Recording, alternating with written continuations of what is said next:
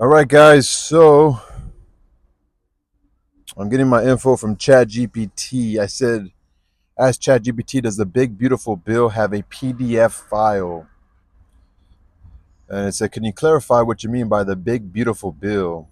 That phrase could refer to different things depending on the context.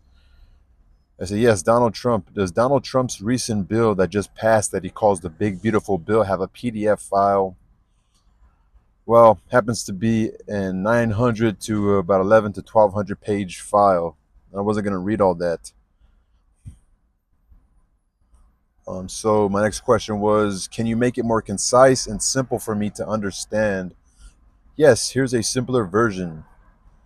Donald Trump's Big Beautiful Bill, officially called the One Big Beautiful Bill Act, does have a PDF file.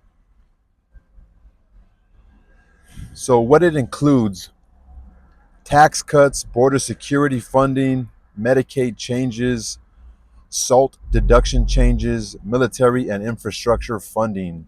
We'll get to what SALT means in a minute. So let me know if you want the direct link to the PDF or a quick summary. I said, yes, a summary of what's inside. Here's a clear and concise summary of what's inside the One Big Beautiful Bill Act, signed into law by former President Trump on July 4th, 2025. I don't know why it says former president, but major highlights. So there were some major highlights. The tax policy permanently extends the 2017 Tax Cuts and Jobs Act, introduces new deductions, no federal income tax on up to 25,000 in tips. That's a lot of money to make $25,000 in a year on tips. No federal income tax on up to $25,000 in tips. No tax on overtime earnings up to $12,500. That's 2,500 joint filters or joint filers, like maybe like a husband and wife, or within the same household, I'm sure. No tax on overtime earnings up to 12,500, 25,000 for joint filers. $6,000 credit for seniors. Increased child tax credit to 2,200 and higher standard deductions. Increases SALT deduction cap from 10,000 to 40,000. So you can get deductions off of up to $40,000 of state and local tax.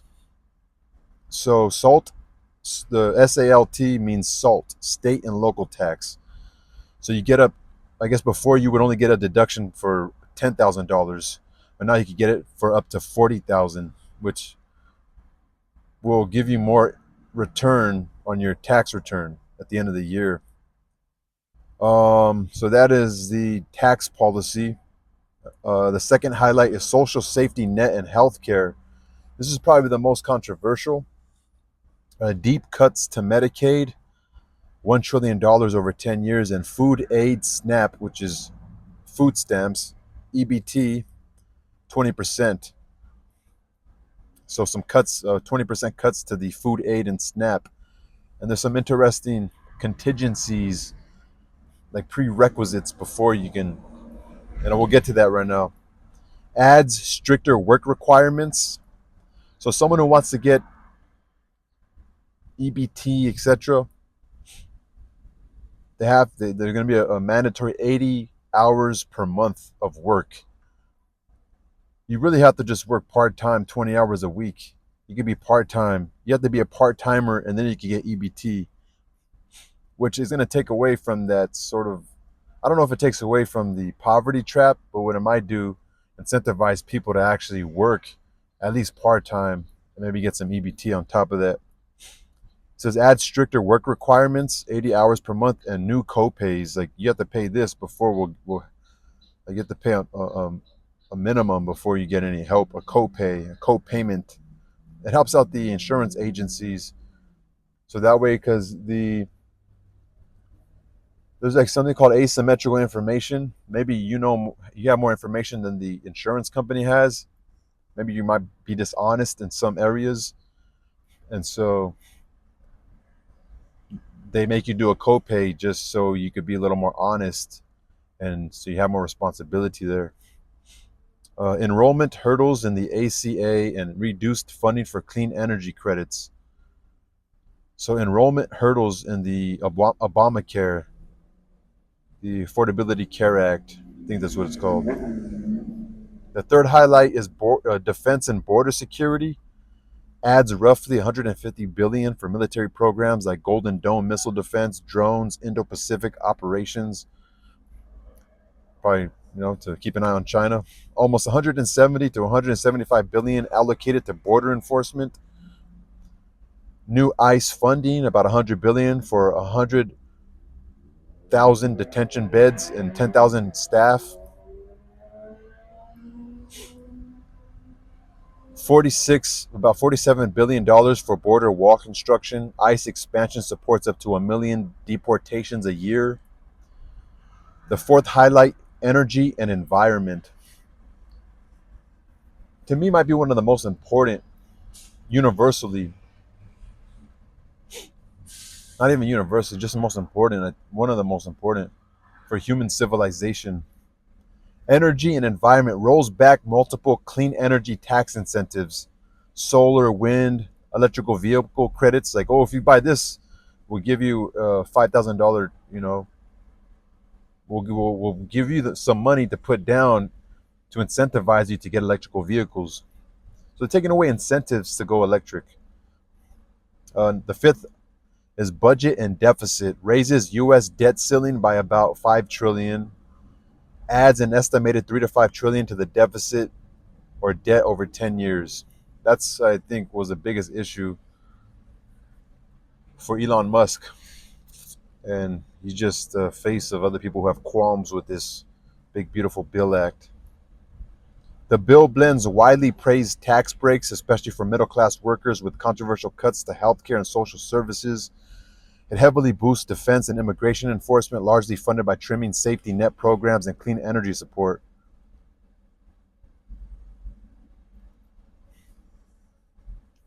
You know, a lot of incentives people come over here is because of this idea. You can just, you can get some benefits for your child even though you're illegal, or you get easily get health care in America without a social security card, and who pays that debt, right? The American taxpayer. So there's incentives for people to go to work, Americans to go to work. There's also taking away some of these safety nets for immigrants to say, oh, well, I'm not going to get no help if I go over there. Imagine we took away that birthright citizenship. A lot of people wouldn't come here.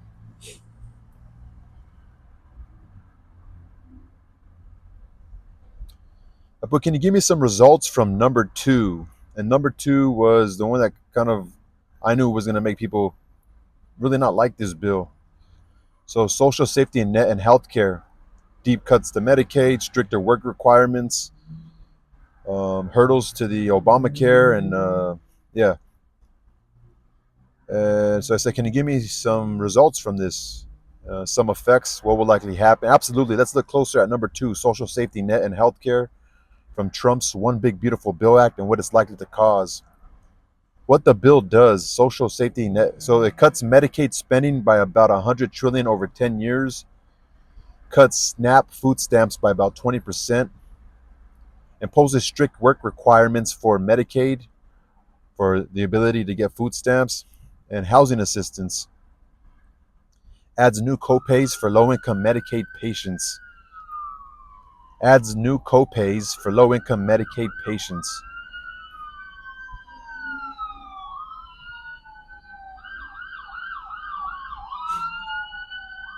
rolls back some Affordable Care Act expansions, reduces subsidies for clean energy related health benefits.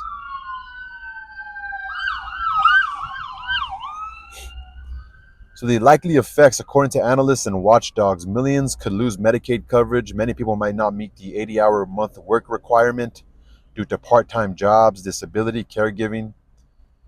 Missed paperwork or red tape could push people off the rolls. Estimated 8 to 50 million people could be affected. Food insecurity may rise. Cuts to SNAP benefits mean less money for groceries for low-income families. Stricter eligibility and work rules could disqualify many who depend on food aid. Poor and elderly face higher out-of-pocket costs. Co-pays for Medicaid patients add a financial burden. Seniors living on fixed incomes may struggle to afford medications or doctor visits. reduced access to preventative care. When Medicaid rolls shrink, many people delay care until it becomes an emergency, which will lead to higher ER visits and worse long-term health outcomes. Like if you can't afford it, you're just gonna use it when fuck it, I'll take the debt. I'm about to die, right? So I think it's going to oversaturate emergency rooms. States may face higher health costs. If federal Medicaid funding is slashed, states may have to either cut services, reduce eligibility, or raise taxes to make up the difference.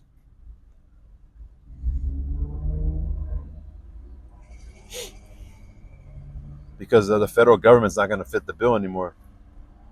The bill saves money by cutting safety net programs, but it's expected to increase hardship for millions of low income Americans, especially in healthcare and food access. Many may lose coverage, get less help, or face higher costs. Also, if they're going to get out a lot of these immigrants that are taking jobs, you're going to see a lot of Americans doing these jobs now. And I'm a proponent of that, you know. I want to see our young people go cut grass, have entrepreneurial skill. I don't have this, so I want to see them have this. You know, I want to see them learn to go door to door and say, hey, I'll cut your grass for this price, learn how to negotiate and bargain, see more competition, see people cut their own grass, have their kids, teach their kids how to cut grass.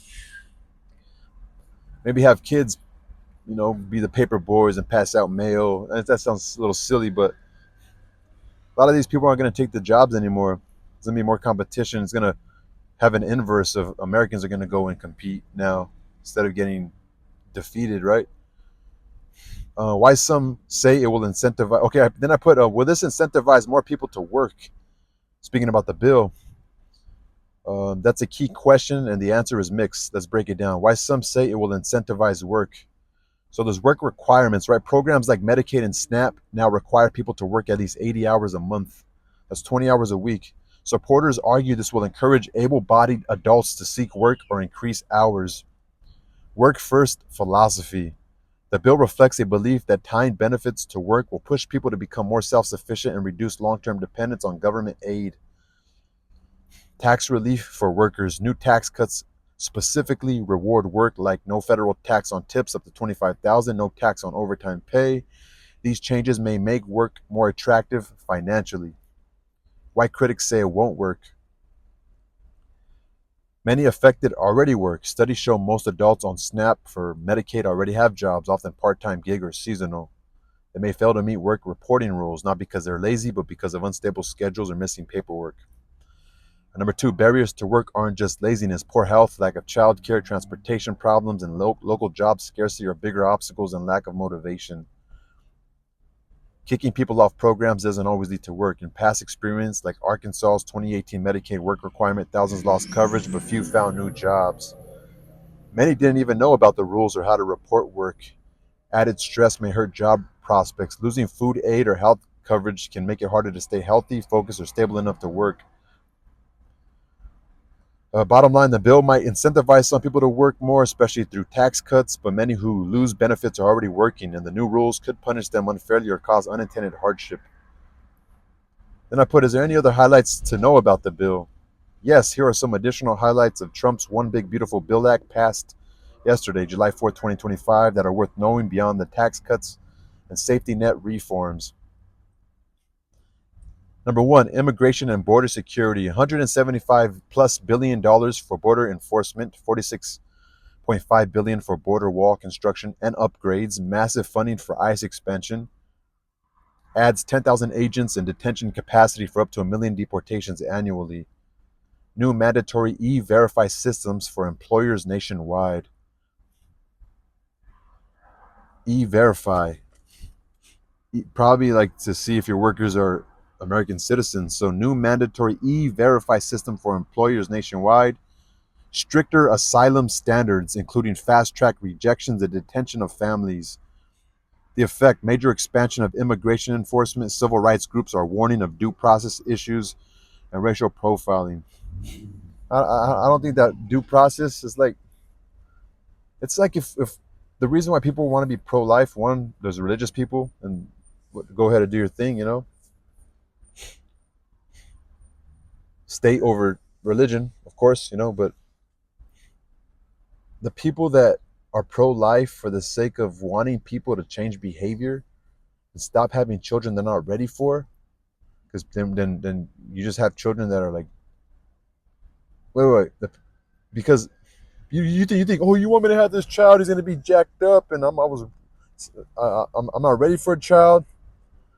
Well, then we need to say, well, hold people accountable, pro-life, so that way you're held accountable, and so other people could be deterred from making the same decision you made. Unfortunately, and then we hope if we have a better social system, we realize that people, even though they're born from a premature parent, born from a child themselves, still have a chance. It's the same with this. Well, you get due process. No, you due process. You got to live and go and work and have babies, and but in the meantime, you get like a 2 year. You have to come back to your meeting, and a lot of these, immigrants don't go to these meetings. That's why ICE has to go out there and even remove some of these people who have missed a sort of meeting because they think, oh, they're going to deport me once I go to this meeting. Well, and then there's an issue. These people are upset. It's like not that they're children, because I know they're adults. We want to make sure we know that they're adults who sometimes they have kids. It's unfortunate, but they're fighting because it's like a child who they're taking advantage of your kindness, and now you or a teenager. They say a teenager, not like, wait a minute, you're not getting good grades anymore. I'm taking away all. You can't go out no more with your friends, and they're fighting against it. They're fighting against a thing, a good thing, freedom, and now it's getting taken away from them, and now we see a lot of pushback, and it's just human nature, I suppose. And so this idea of due process issues, but why? People came in illegally. Why should they have due process? Number two, military and defense spending adds over 150 billion to defense over 10 years. Investments in the Golden Dome missile defense, AI, artificial intelligence warfare, and naval buildup in the Indo-Pacific. So naval buildup, increased funding for veterans healthcare and military housing improvements. I like that. Increased funding for veterans healthcare. I love that. And military housing improvements. I love that, man. Our veterans, dude, they should have the red carpet no matter where we're at. Like, like some religions, they require that people get, like, you're not a true person to this religion if you don't give alms levy, or if you don't help clothe and feed the orphans or even house them. As Americans, dude, we should be at least buy them a meal, give them the shirt off your back if you see a veteran on the street. The effect is sharp military buildup, especially focused on deterrence against China and Iran, hence the naval buildup in the Indo-Pacific. Number three, workforce and education. Creates a $25 billion freedom to work fund to support vocational training. Okay, so this is, remember, these are the other highlights I was wondering about. Ask ChatGPT. What else is in this bill? Workforce and education. This is pretty interesting. Creates a $25 billion freedom to work fund to support vocational training, apprenticeships, high school to job pipelines, cancels most remaining student loan forgiveness programs, ties Pell Grants to patriotic civics coursework. I like that. Ties Pell Grants to patriotic civics coursework. When it comes to these student loan forgiveness programs, man, school should be cheaper, man. But you can read books now, and you can just go to work. Go to work and read books and make a YouTube channel and get your voice heard. There's ways around it, man. People are doing the work for you. You just have to read their books, whether you or agree with them or not, and keep reading. So the effect of that, workforce and education, more vocational investment, but reduced support for traditional higher ed and loan forgiveness. Number four, energy and climate rollbacks. Eliminates many clean energy credits from the Inflation Reduction Act. Solar. So number four, energy and climate rollbacks. Eliminates many clean energy credits from the Inflation Reduction Act. Solar, electrical vehicles, home energy rebates. Expands drilling and pipeline approvals, including in parts of Alaska and the Gulf. Slashes EPA's budget by 30%. I don't know EPA's effect. Fossil fuels get a boost. Clean energy slow dramatically. Dude, clean energy is just solar and wind, dude. sun and wind, which is non-effective, and you can't even have a solar and wind. You can't harvest that energy without having a backup because they know how inefficient that energy source is. Although it is clean, it's just inefficient. Inefficient for the world we live in. Maybe it was good when they first started doing agriculture and the world started becoming heavily populated, started using these industrial machines. But it's too that's like it just that costs too much for what you get back in return. Number five, debt ceiling and budget raises the debt ceiling 5 trillion, avoiding default. Critics say the bill adds 3 to 5 trillion to the deficit due to tax cuts and defense hikes. Short-term economic stimulus, but long-term deficit concerns.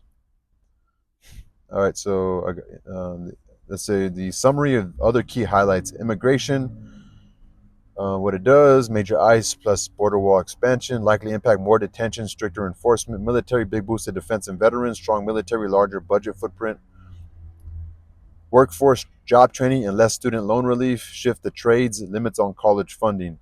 People are going to be more going to the trade, to learning a trade.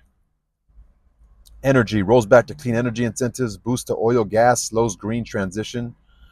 Budget raises debt ceiling, adds to deficit, avoids shutdown, but fiscal concerns ahead.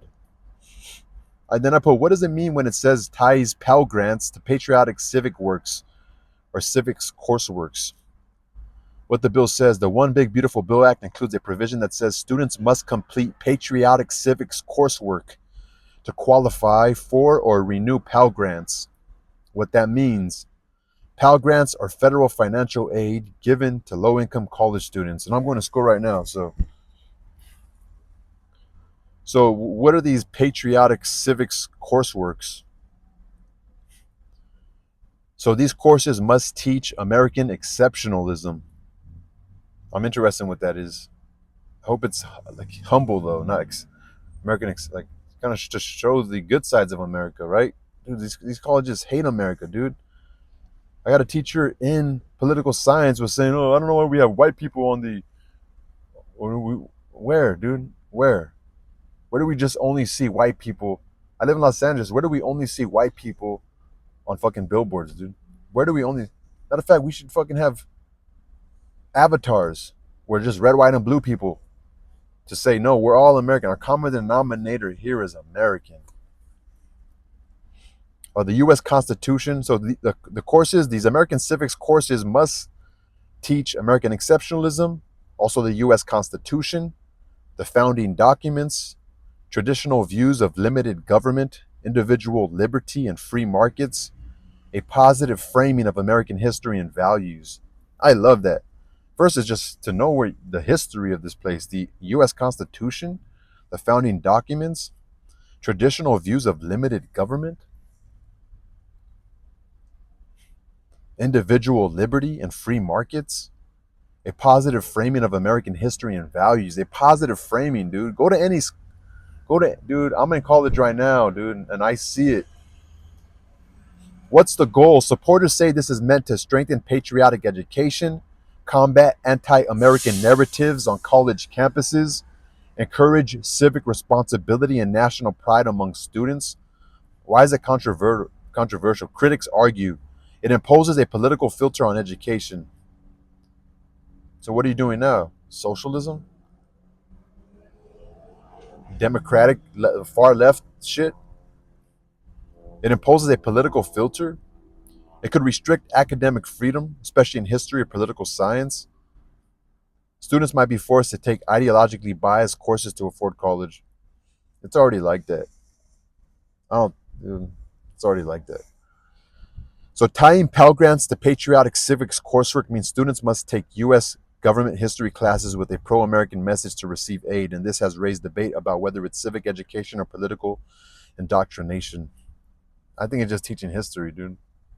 It's teaching history.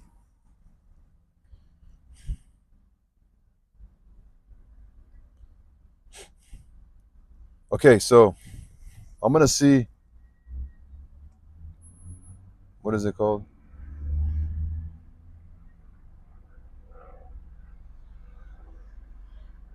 What's the name of the bill?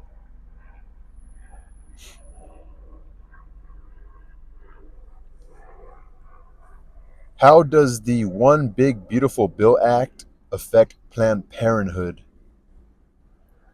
And I have a qualm with Planned Parenthood, big time. But it's sort of difficult too. I know. I'm not just an idiot. I think things. Um, so Medicaid defunding for 1 year, the bill blocks federal Medicaid reimbursements to any health provider that offers abortion services and received over 800,000 in Medicaid funds in 2023. This effectively targets Planned Parenthood. So So Medicaid defunding for 1 year, the bill blocks federal Medicaid reimbursements to any health provider that offers abortion services and received over 800,000 in Medicaid funds. Even though federal funds can't be used for abortions already, part of the Hyde Amendment, the ban also includes routine services like birth control, cancer screenings, and STI testing.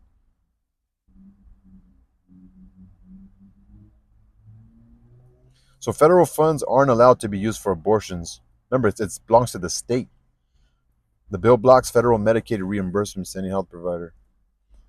Clinic closures and service gaps. Planned Parenthood warns that nearly 200 clinics nationwide, especially in states with fewer abortion restrictions,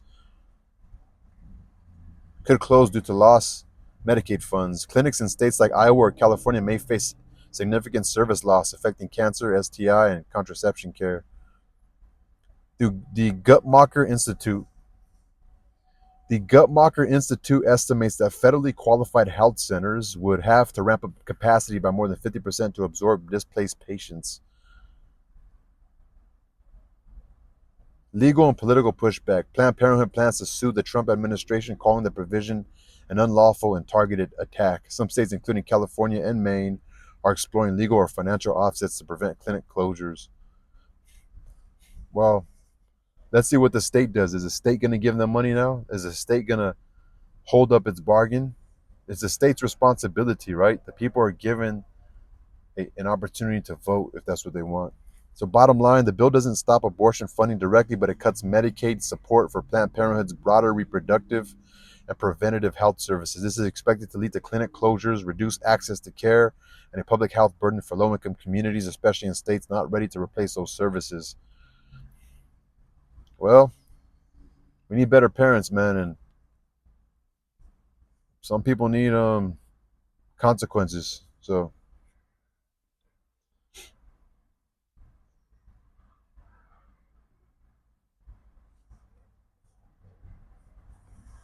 how does the One Big Beautiful Bill Act pertain to fossil fuels and energy for the United States?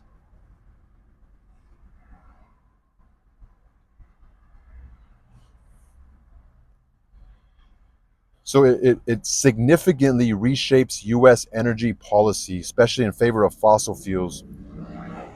So number one, boosts fossil fuel production, expands oil and gas drilling, opens new federal lands and waters for oil and natural gas exploration, including areas in Alaska, the Gulf of America, and parts of the Rockies. Expands oil and gas drilling, opens new federal lands and waters for oil and natural gas exploration in Alaska, in the Gulf, and parts of the Rockies, streamlines pipeline construction, eases environmental reviews, and fast tracks projects like natural gas pipelines, oil transport lines, and refinery expansions. None of this regulatory walls, right? These regulatory barriers. Approves Keystone XL 2.0 style projects, revives and funds several stalled or canceled fossil infrastructure projects, aiming to make the U.S. a hydrocarbon superpower, cuts clean energy support, repeals or scales back tax credits and incentives passed in the Inflation Reduction Act, including solar panel installation credits, electric vehicle purchase credits, wind energy production credits. So it's taking all this shit back, all these sort of giving you money for converting to these sort of clean energy approaches, slashes Department of Energy green tech funds by over 40%. Makes clean energy projects more expensive, slowing private sector momentum toward renewables. Number three, weakens environmental rules, guts parts of the EPA's authority to regulate um, carbon, so CO2 and methane emissions from power plants and refineries. So it's stopping the EPA's authority to regulate CO2 and methane emissions from power plants and refineries, vehicle emission standards, ends federal social cost of carbon calculations for policymaking, ends federal social cost of carbon calculations for policymaking. So there's like there's this sort of like something that's just there already. Boom. Like a first principle. Like, no, before we make any, remember, we got to remember about the social cost of carbon. So we're not taking that into calculation when creating policy. Makes it easier for fossil fuel industries to operate without facing costly emissions restrictions. Focuses on energy dominance and export. Increases U.S. liquefied natural gas. So increases U.S. LNG exports, especially to Europe and Asia. Remember, Europe. Remember, Europe. These are countries. This is land that has been around a lot longer than America. So these places have been dependent on Russian oil, and they're dependent on Russian oil. So this is strategic. Increases U.S. liquid and natural gas exports, especially to Europe and Asia. So that way, these places are not dependent on an enemy, but they're dependent on an ally, like America. Offers subsidies and insurance guarantees for fossil fuel companies operating overseas, part of a geopolitical strategy to counter Russia and China. Offers subsidies and insurance guarantees. Offers subsidies and insurance guarantees for fossil fuel companies operating overseas. So we'll give them the money to create a business. Um, so summary table area, fossil fuels, what the bill does, expands drilling pipelines and infrastructure, likely impact more domestic oil, gas production and exports, jobs, and also independence, energy independence. Clean energy cuts tax credits and subsidies, slows adoption of solar, EVs, and wind. EPA and regulation weakens emission regulations and review processes. So more emissions, faster fossil fuel permitting. Energy exports boosts liquid natural gas, boosts liquid and natural gas and oil exports. So energy exports boosts LNG and oil exports, greater global fossil fuel presence, greater global fossil fuel presence by the U.S. Bottom line, the bill represents a major policy pivot. It shifts U.S. energy priorities from climate conscious green energy back toward fossil fuel expansion, with the goal of making the U.S. energy independent, economically competitive, and geopolitically powerful, even at the cost of increasing emissions and slower climate progress.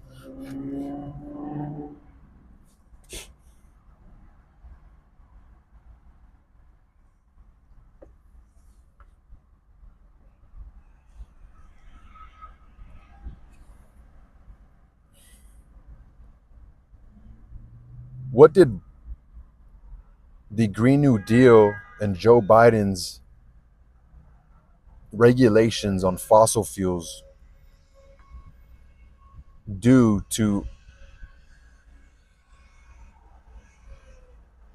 the American energy source as far as how much we had and how much we didn't have? I didn't have the right words to say.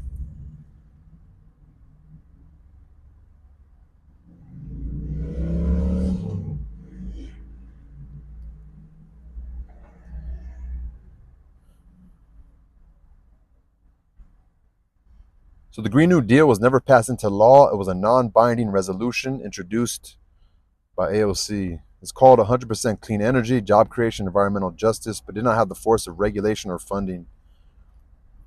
U.S. and oil gas production actually increased. Despite Biden's green rhetoric, U.S. energy production remained high.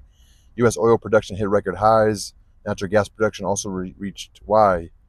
He restricted new federal leases but didn't stop drilling on existing ones. The private sector, most oil production is on private land, continued drilling due to high prices.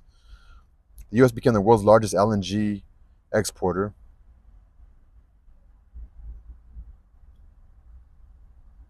So he set a goal of net zero emissions by 2050.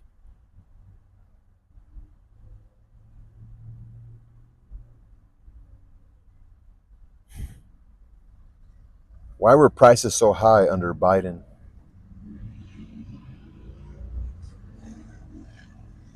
I don't want to try to reach and make them look bad, even though I like to do that.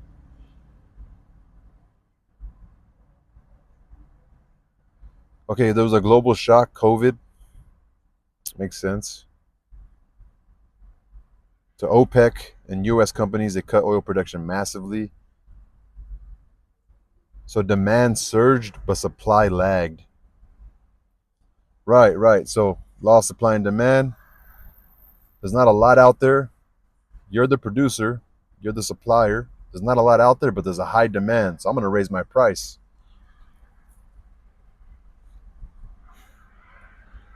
Russia's invasion of Ukraine. Russia is one of the world's top oil and gas exporters. The war and sanctions disrupted the global energy markets, especially in Europe. U.S. and allies banned or limited Russian oil imports.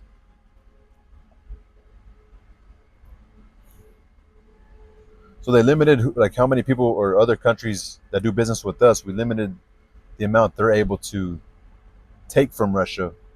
Markets panicked. Even rumors of disruption raised prices. A lot of people wanted to buy, so the prices raised up because people were expecting there to be a shortage, so they wanted to buy now to have the supply.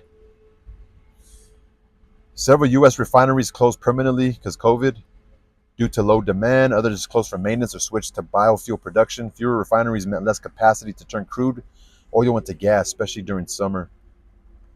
OPEC, led by Saudi Arabia and Russia, limited oil production to keep prices high. Biden wanted them to pump more, but they resisted. This worsened supply crunch.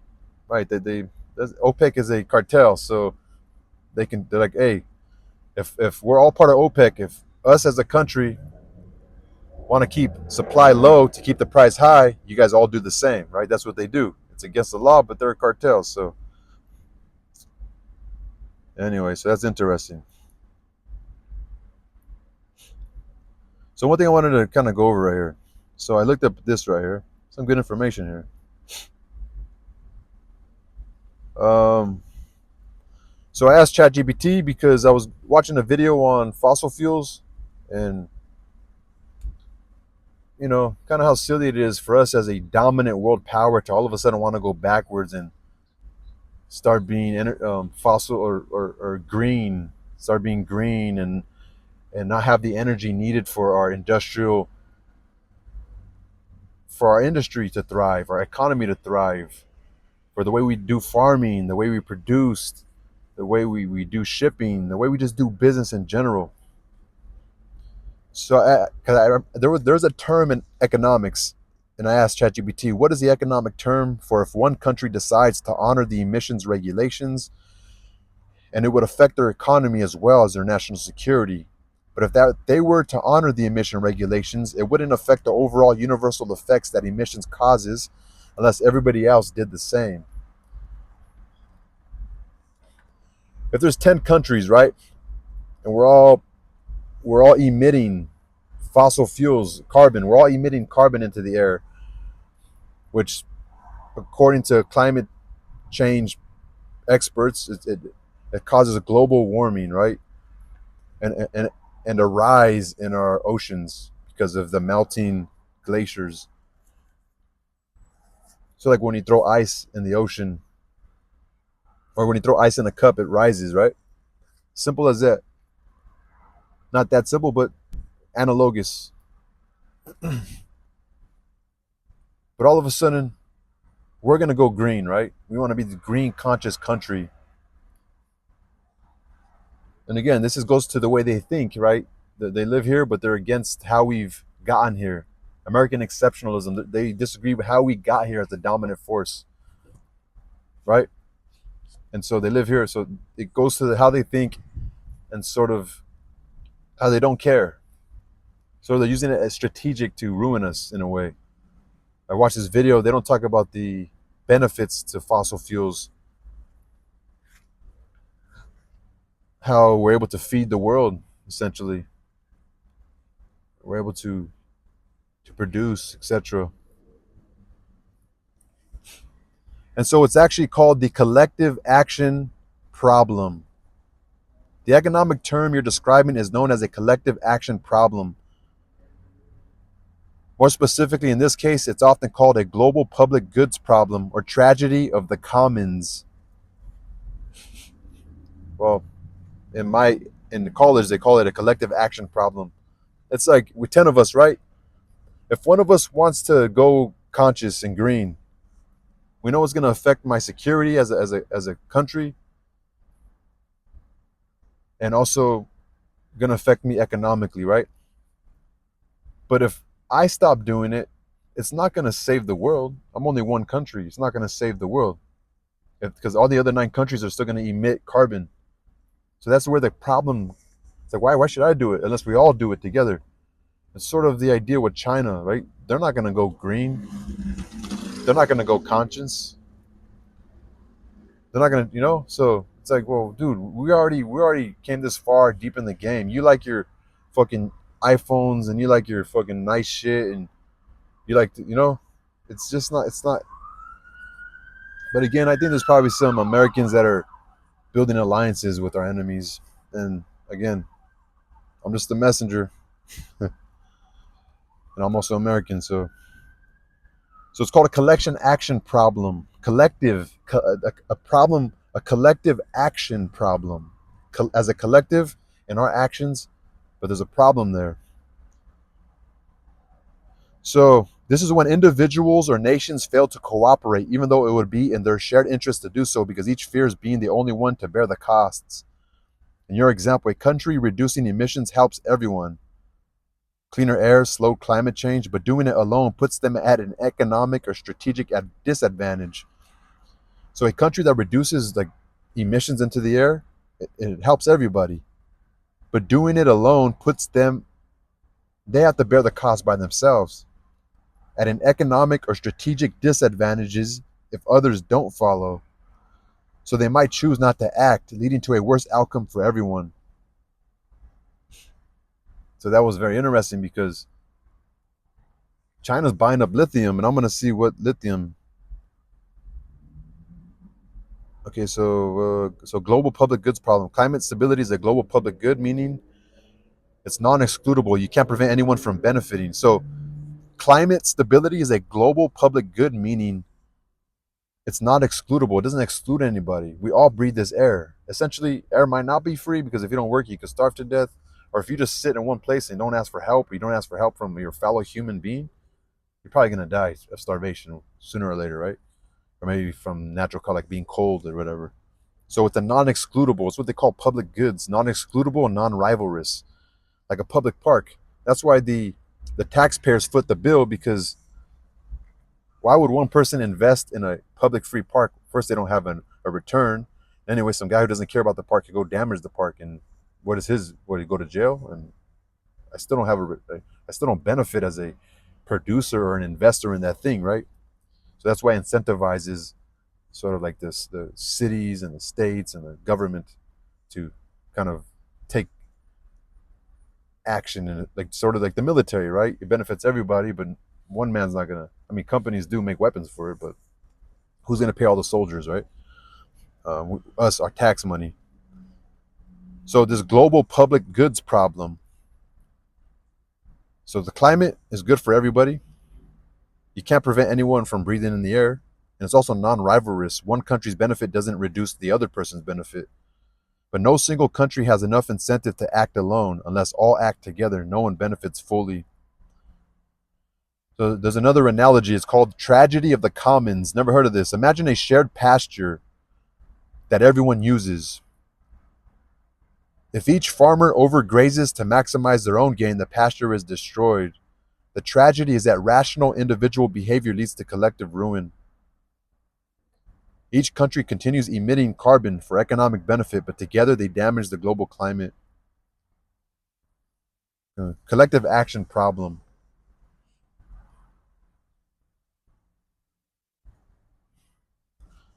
Okay.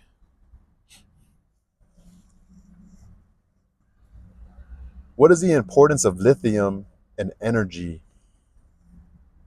Or what is the importance of lithium to energy? So, because China's buying up all this, but we're trying to go green, China's buying up all this fucking lithium.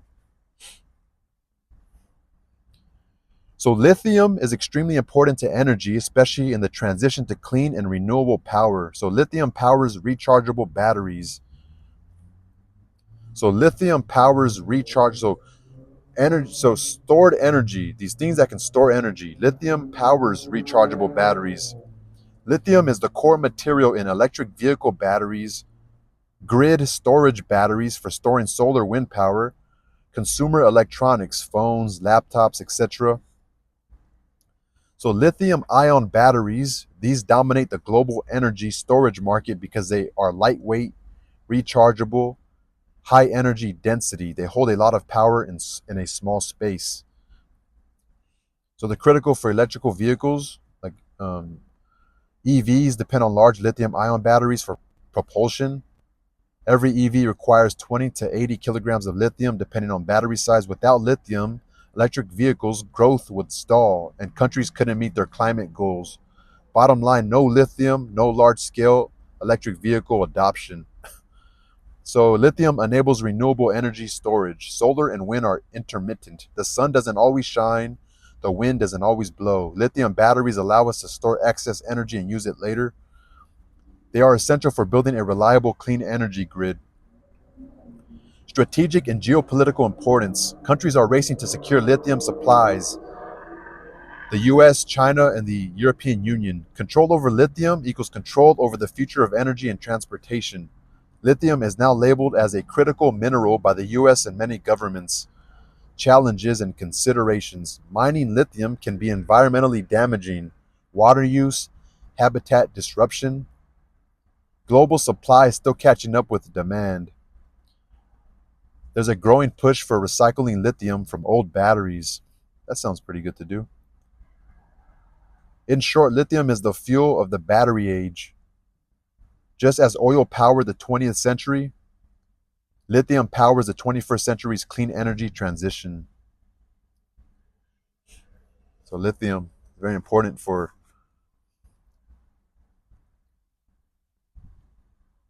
um, lithium powers rechargeable batteries. In short? Lithium is a fuel of the battery age. So it allows us like to store energy in a small space, like a battery. The density of it fuels the rechargeable batteries. Lithium does. You just could hold fuel, use it again, put it back into lithium again. I'd like to see a picture of that, how it works. Anyway, it's very fascinating.